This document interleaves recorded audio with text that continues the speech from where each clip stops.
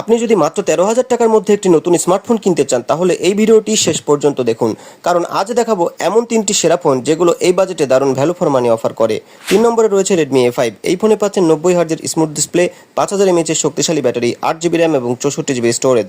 এছাড়া রয়েছে AI camera, যা দৈনন্দিন ছবি তোলার জন্য যথেষ্ট ভালো। সোশ্যাল মিডিয়া, ইউটিউব দেখা, অনলাইন ক্লাস এবং সাধারণ গেমিং সবকিছুই এই ফোনে আরামদায়কভাবে করা যায়। 2 নম্বরে রয়েছে Tecno Spark 40C। এই বাজেটের ফোনটি দিচ্ছে 50 megapixel AI camera, 90 hertz display এবং 5000 mAh এর ব্যাটারি। যারা ছবি তুলতে ভালোবাসেন, ভিডিও দেখেন বা প্রতিদিন দীর্ঘ সময় ফোন ব্যবহার করেন, তাদের জন্য এটি অসাধারণ একটি পছন্দ।